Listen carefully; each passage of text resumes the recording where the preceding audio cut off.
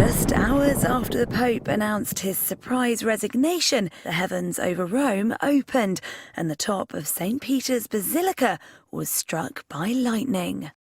When Pope Francis, with the help of two young children, released doves from the pontifical apartment on Sunday, the birds were attacked by a large black crow and a hungry seagull in front of tens of thousands of onlookers. There's no word on whether or not the Pope's doves survived the attack, but it was certainly not a good omen. Pope Francis once again surprised them when he revealed that he stole his confessor's crucifix at his wake. Subito è venuto in mente, no? Quel ladro che tutti noi abbiamo dentro, no? E mentre sistemavo le fiori ho preso la croce del rosario. Deve portare questo bambino, questa A priest who has sex with a child betrays God. A priest needs to lead children to sanctity, and children trust him, but instead he abuses them, and this is terrible. I compare it to a satanic mass. abusa allora. That last comment got a reaction from Cardinal Lombardi, the veteran Vatican Press Office director, appointed by Francis's successor. Una comparazione soltanto. È come fare una messa nera, per esempio, no? Need to remember that we are followers of Jesus Christ, and his life, humanly speaking, ended in failure. The failure of the cross. The failure of the cross.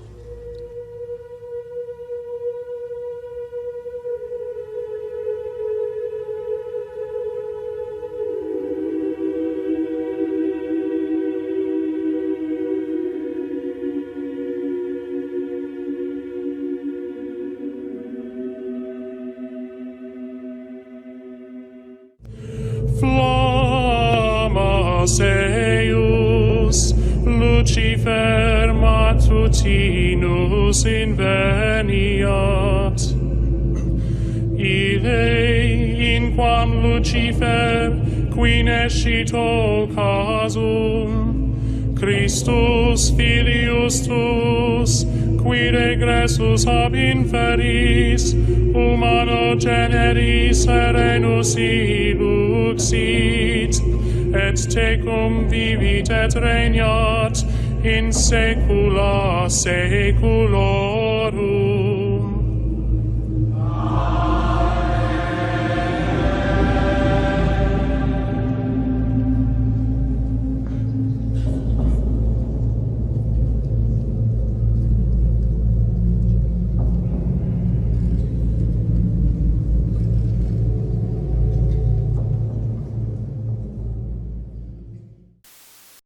The Pope joined hundreds of leaders of different faiths to talk about healing.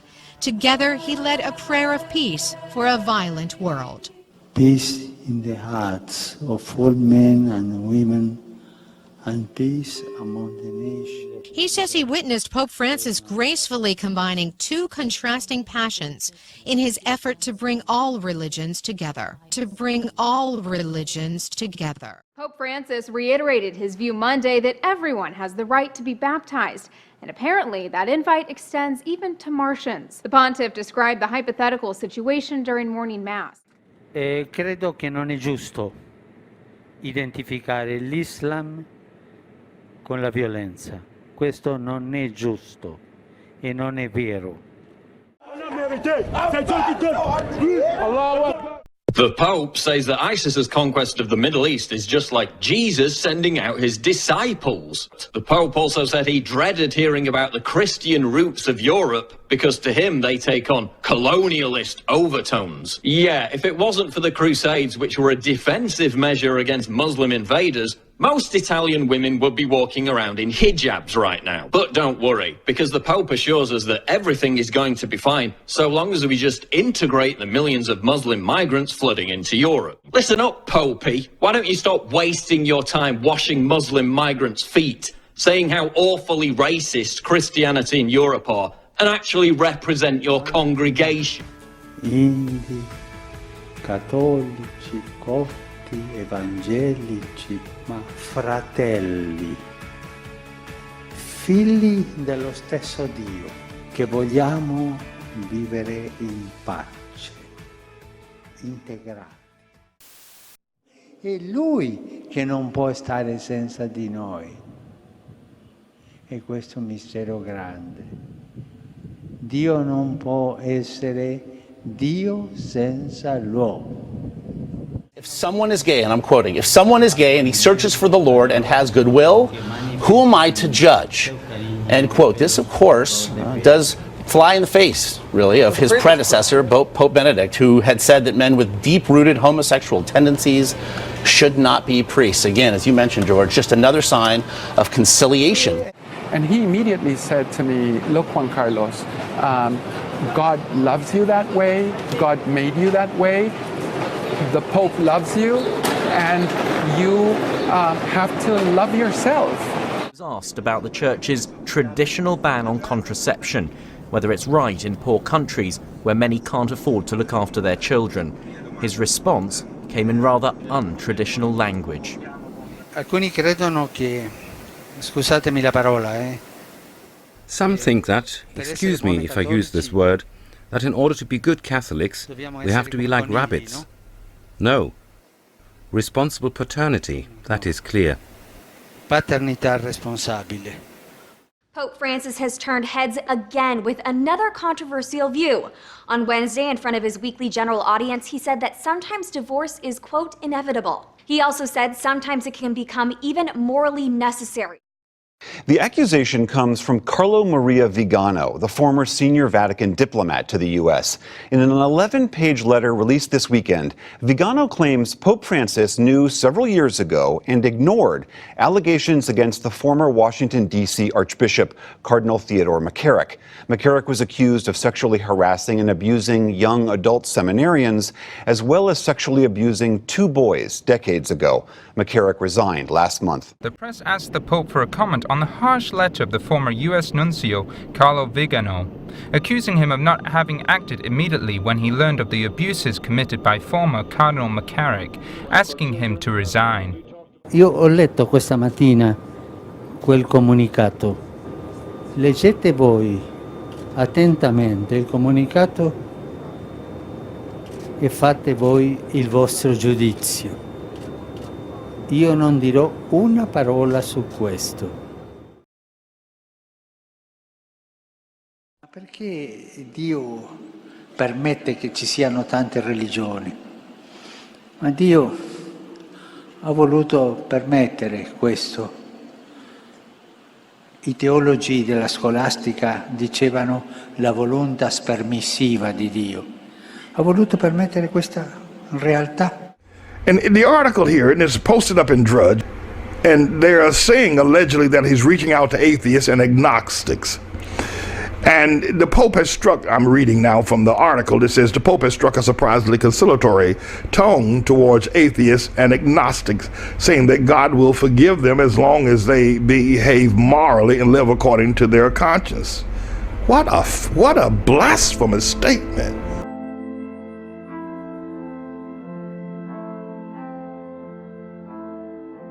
Pope Francis, in a morning mass, says that Jesus is not a spirit. Pope Francis says Jesus is a person, a man. Gesù è uno spirito. Gesù non è uno spirito. Gesù è una persona, è un uomo. On April the 30th, 2019, an open letter to the bishops of the world was made public. The document was prepared and signed by an international coalition of scholars, both clerical and lay, including, among others, jurists, philosophers, theologians, and historians. Catholic Family News editor-in-chief Brian McCall is among those who signed. The authors of the open letter accuse Pope Francis of having, through his words and actions, publicly and pertinaciously demonstrated his belief in a list of 7 propositions that contradict divinely revealed truth. The authors argue only that there is a sufficient evidence to take the extraordinary step of accusing Pope Francis of the canonical crime of heresy. Pope Francis said he reacted with a, quote, sense of humor to the accusation of heresy made against him earlier this month. Pope Francis directly confronted his conservative Catholic critics. He even brought up the prospect of a schism, a formal break within the church, usually caused by disputes over Catholic teaching. I'm not afraid of schisms. I pray that there will be none because the spiritual health of many people is at stake. When the Holy Father freely tosses around the word schism and says he doesn't really care and is unafraid of it, that's a big nuclear bomb going off among faithful Catholics who are sick to death of watching devils roam freely around the church. That was the underlying cause of the silent witness of prayers this past Saturday near the Castel Sant'Angelo, where 200 Catholics stood silently praying, staring at St. Peter's here and offering Pope Leo's prayer to St. Michael for exorcism. Even the rosaries we prayed on were specially produced by cloistered Carmelites who understand that there are devils swarming the church who need to be exorcised.